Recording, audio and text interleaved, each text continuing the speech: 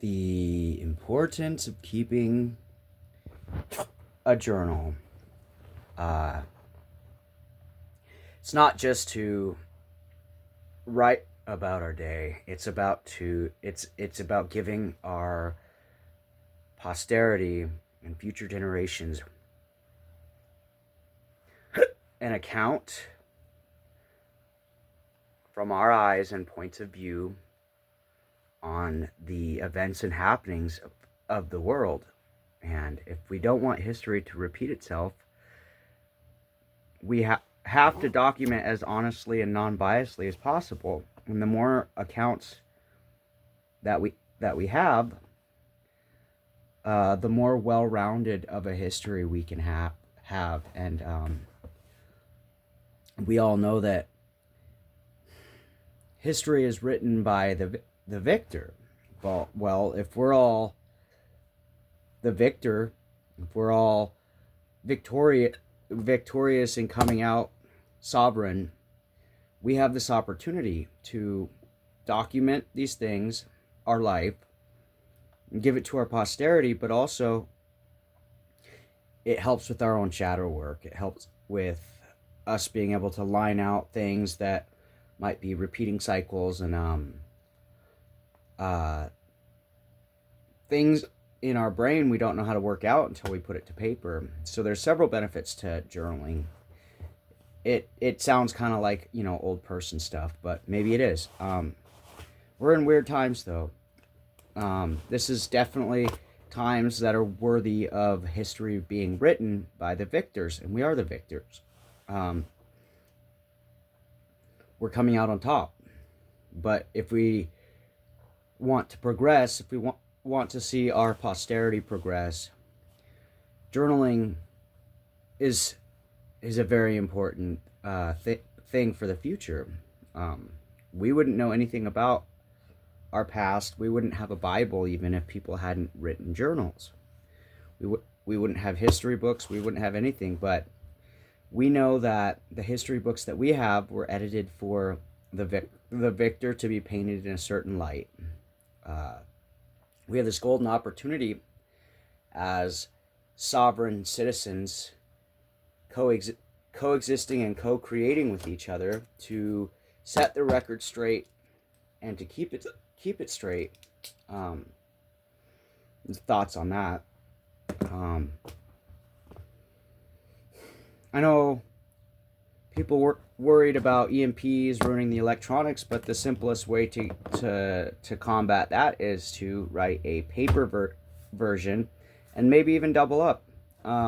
I'm going to keep a video journal.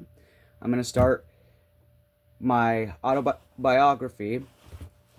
I'm going to use type to text because there's a lot to write.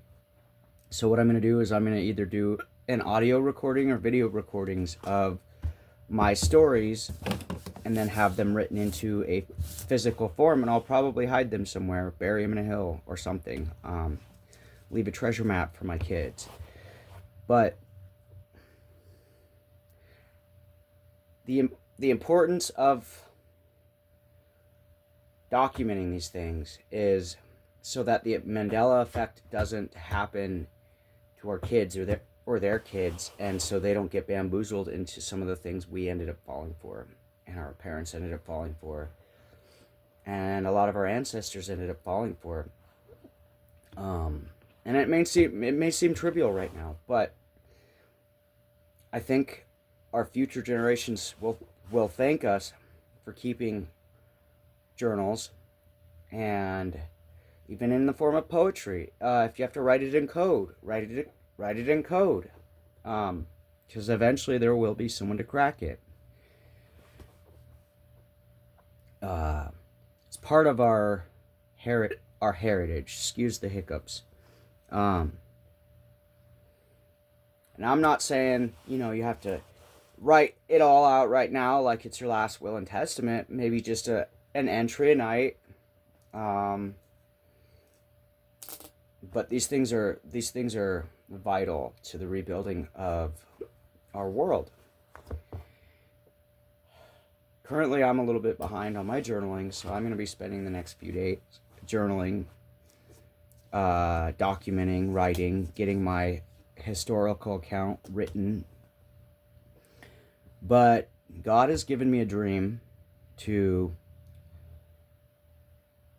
not only preserve the information that we have, but to go on a hunt to find as many journals from our ancestors as I can, and to safeguard them, to decode them, to use them as a building block and a cornerstone to what we're building.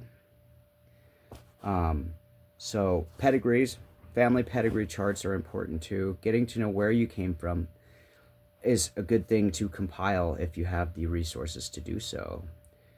I used to balk at these things when I was a kid, but after my last major awakening, the importance of documentation has really come up. And not only am I here to innovate the future, which I have inventions and designs that are going to change the world, part of my calling is to safeguard history and make it accessible to everyone. If we have historical accounts accessible to everybody, imagine what kind of power we would have to innovate and create and move forward. And the family tree, the roots to the leaves, is so important for our posterity, for building an unshakable empire. And this is a big task and a big ask, and I know it's going to take several years to compile all this, but this is going to be my life's work now. This is the second chance that God gave me. Instead of messing around, doing all the things I used to, partying and socializing with people who could give a crap less about me, I'm spending my time, my solitude, on things that are going to help build a firm foundation. And I invite you to do the same. Now that things are coming out with everything and all the nasty evils of the world, it's just become that much more apparent that I need to stick with my roots and get to know where I came from, and really just delve into history, but also, as I'm doing that, simultaneously help to build our future. Yeah, so there's that. I don't want to participate in any gossip circles or anything that's not going to uplift or build us as a stronger, unified, sovereign world. And yes, I put my money where my mouth is. That's why you're not seeing me out there participating in things that just waste money.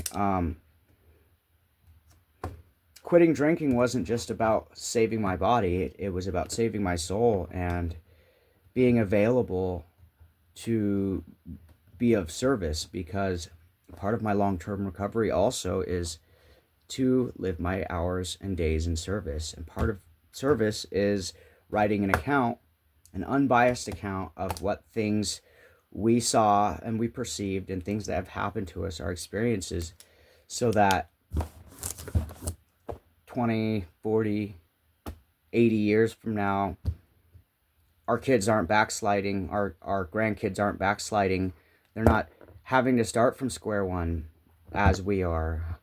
There's a reason they burned a lot of the books. There's a reason they tore down a lot of our history, because it only takes less than 100 years to completely forget history. And it's been pressed upon me to spend my second chance at life to put these things together and compile them. And I might be able to get an autobiography out before my time here is done, and I might be able to share with the living world now, but really I'm writing for the future, because I've done everything in the world that I want already. Now it's my turn to sit and enjoy the shelter that I've been blessed with, the home, and I'm okay with not having that many friends. Friends end, as a dear one of mine said so many times. I didn't realize she was telling on herself either, but um, all these things are coming back full circle, and I realized that while everybody else is busy online trying to get famous and rich and well known and get the most amount of likes, that's not my lot. So speaking radical truths to the point where I get canceled over and over and over again is just something I've had to get used to and live with. And when I was also brought in to my, we'll say, my boss's lair, I don't really have a boss. I'm sovereign. I am my own boss. But we'll say my compadres, the message was clear: just be true. And that's why I don't edit my videos. I don't try to make anything more glitzy and glamorous than it needs to be, because my things that I'm doing are living out of pure authenticity. And even if it's not the best lighting, and if my hair's not done up, and if I haven't showered that day, it doesn't matter. As long as I show up true and I'm willing to admit my mistakes and promptly rectify them, that's all I have to do. And that's all you have to do. You don't have to be perfect. You can still be addicted to substances as long as you come at me true. You could still be in the thick of things as long as you come at me true and tell me honestly where you're at. That's the only way me or anybody else tasked to help rebuild will be able to build an honest, long-standing empire. And I'm not talking about a ruler. I'm not your ruler. I'm your brother, as in the world family. We're all family. But this is something that God has given, hand-delivered me, literally, quite literally, to